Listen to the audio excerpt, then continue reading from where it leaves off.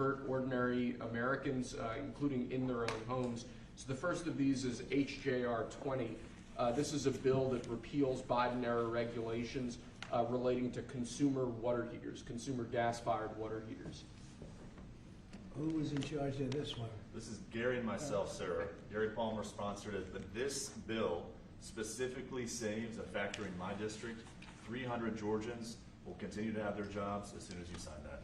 Mr. President, this rule was issued on Christmas Eve. I'm thinking that we wouldn't be keeping up with what the Biden administration was doing, but we moved quickly to get And this this was bill on introduced. gas heaters. Banning natural gas. Isn't that tankless water ridiculous? heaters.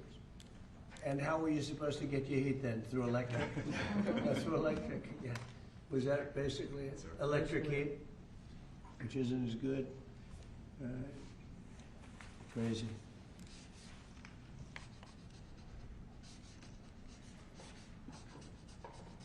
Here, Gary, hold that up. Brian, hold that up. You guys were great. Thank you, Mr. President. No sense, just no sense. But in addition to that, you have a lot of workers that lose their job, right? Yes, sir. Right. 300 workers Crazy. saved because of you. Good, thank you. Thanks. It's an honor. Here's the Golden Dome, by the way, if you're interested. There's the Golden Dome. That'll save all your lives someday, maybe. Okay, good. Thanks, Brian. You hold it up. Next, Mr. President, we have House Joint Resolution 24. This is the same basic idea, but this relates to walk-in coolers and freezers and other refrigeration devices. Again, last-minute Biden-era regulation that hits ordinary Americans hard. And what do they do? They put in. They You can increase the speak to this energy better than I can. efficiency requirements for walk-ins, coolers, and freezers, and therefore putting an undue burden on businesses across the country.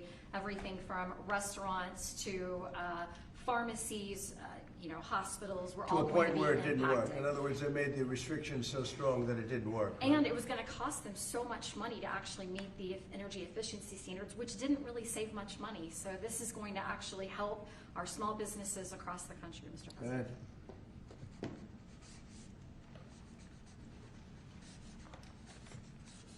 Many manufacturers would have had to close stop lines, shut down entire lines of businesses. And I just want to say, rescinding these, this was done days before you took office. They pushed through these regulations. They didn't think about the cost to businesses. They didn't put American interests first. They didn't put American businesses first. I am so grateful we finally have a president who's not only walking back these insane, burdensome regulations that are ultimately going to cost us Americans and American businesses, but that you are thinking about the next generation. And as we're leading into Mother's Day, some of us are trying to parent and serve this country at the same time. Thank you for welcoming my son, who is 15, with his mother serving, watching what we're doing for him and generations to come. You are making this country stronger for them. Thank you. Thank you very much. Good luck, right? Take care of your mom. Okay. You want to hold that up too? So you Thank can. you. That's a big one, isn't it, huh? Common sense. It's all about common sense, right? Okay, Will, go ahead. Next, sir, this is House Joint Resolution 42. Again, this is a rescission of a Biden-era regulation, in this case relating to energy conservation standards for household appliances and certain consumer products.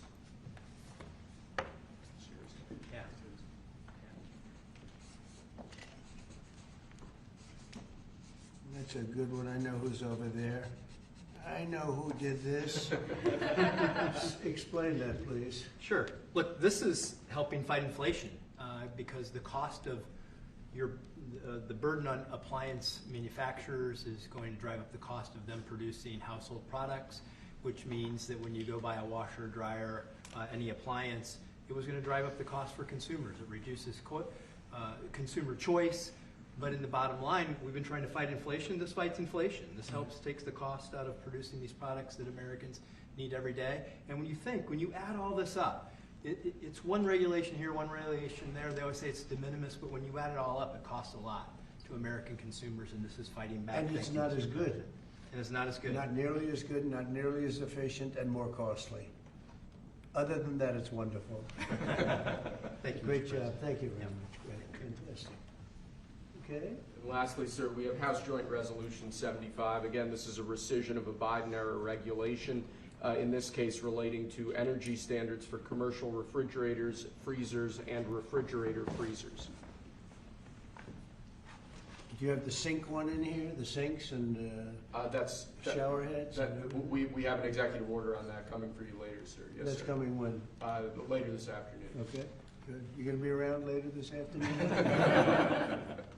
Good. Sinks and shower heads, where you buy a home and you have a new shower head and you don't get any water, the water doesn't come out of the sink, the water comes out of nowhere. What a shame, what a ridiculous waste. Okay, let me do this. Come here, who's responsible for this, This Will? is mine, Mr. President. Oh, good man Yes, here. sir. Okay, Thank you you. wanna discuss that? Yes, sir. This was a government regulation that we have now repealed, thank you very much, Mr. President, that now saves the American taxpayer. I was getting ready to say the Texas taxpayer, them too, but the American taxpayer, because who would have ultimately paid the price on a government mandate and a government regulation? The people of America. So you just saved the American taxpayer money, so thank you very much. That's fantastic. Thank you, it's a great job. Okay, any questions? Mr. President, Mr. Mr. President, President. Caroline said today that the 10% baseline tariff on all countries is here to stay, Yeah. even after the deals are done. Does that mean that countries offering zero tariffs won't get reciprocity? You are going to always have a baseline. I mean, there could be an exception at some point. We'll see. You know, somebody does something exceptional for us. That's always possible. But basically, you have a baseline of a minimum of 10%, and some of them will be much higher, 40%, 50%, 60%, as they've been doing to us over the years. We had a wonderful deal yesterday. We have 4 or 5 other deals coming immediately. We have many deals coming down the line, and ultimately, we're just signing the rest of them in. But we always have a baseline of 10%. And then specifically on the possibility of an increase in taxes on wealthier Americans, what do you say to conservative Republicans who argue that this is an increase on small business owners? Well, what we're doing is we're actually, if we ever did that, it would only be, and from what I hear, people would love to do it, rich people. I would love to do it, frankly, but what we'll do is that, you know, they'll go around saying, oh, this is so terrible. Would you do it? Is you're giving up something up top in order to make people in the middle income and the lower income brackets save more. So it's really a redistribution. And I'm willing to do it if they want. I would love to be able to give people in a lower bracket a big break by giving up some of what I have. But I'll tell you, a lot of people say don't do it because of the fact that you have the Bush statement about read my lips, but he lost because of Ross Perot. He didn't lose because of that statement. And then on the salt. But I don't think they're going to be doing it, but I actually think it's good politics to do it where richer people give up, and it's a very small, it's like a point, but they give it up to benefit people in lower income. And then on the salt tax credits, Mr. President, there are some Republicans who say, why is it that these 45 other states should be paying taxes to alleviate the tax burden of New York or It's some of only these because coastal those states? states are behind, very badly behind, and those people were affected very badly. And, you know, the sad part is oftentimes they were affected badly because you had bad management in those states, like in California with Newsom and, you know, people. So you had some bad management.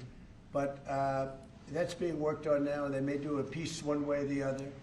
It's a very complex issue, but I think it's being worked out. I think it's going to be worked. It has not been settled yet, but they'll settle it up pretty quickly. Are you considering? Mr. President, what parameters have you given Scott Bessent on negotiating with China this weekend? We have to make a great deal for America. Are you going to be disappointed if he comes back without a deal? No, not at all, because we already made a great deal. We're not doing business with China right now. Given how they did You know, the we lost $1 trillion last year with China, $1 trillion. So if you're not going to do business with them, you're not going to lose $1 trillion. But we lost. I want China to do great. You know, I'm very friendly with President Xi. I have great respect for him and for China, but we can't continue to allow them to do what they did. When I was president, they paid hundreds of billions of dollars in tariffs and taxes. and then Biden screwed it all up. What he did to this country, between the border and between all of the other problems, the wars, everything, what he did to this country should never be forgotten. But one of the things he did is the trade was so bad and so imbalanced. So I think we're going to come back with a fair deal for both China and us. Have you given Besant a number of how low you're willing to go? Yeah, I am. Are you What's willing the to share number? that number? Is that No. the 80%? But I put out a number today, 80%, so we'll see how that all works out. Mr. President, the U.S. Embassy in Kyiv is warning right now about possible Russian significant attack on Kyiv. What's your message for Putin? I have a message for both parties. Get this war ended. We're losing 5,000 soldiers a week, Russian and Ukrainian soldiers, and other people also, by the way. And I say, get this stupid war finished. That's my message for both of them. Thank you very much. We'll see you later. We'll see you later. Thank you, press. We're heading out. Thank you. Thanks, guys. Thank you. Right up through there. Thank He you. just came in to say hello. What did you discuss? Almost nothing. He came in to say hello. It was very nice, and I think he came in to thank me, frankly. I mean, I would say the primary reason, but he was very nice. He's a nice man, but I think he actually came in to thank me. Is he complying with ICE like you'd like to see? You'd have to ask Tom Homan. Mr. President, do you have a reaction to Bill Gates' comments yesterday that the cuts in USAID will lead to millions of deaths of children around the I world? don't know anything about his comments. Thank you. Thanks, guys. Thank you. Thank you. Let's head out. Thank you all. Thanks, guys. Thank you. Let's start moving. Thank you. Thank you.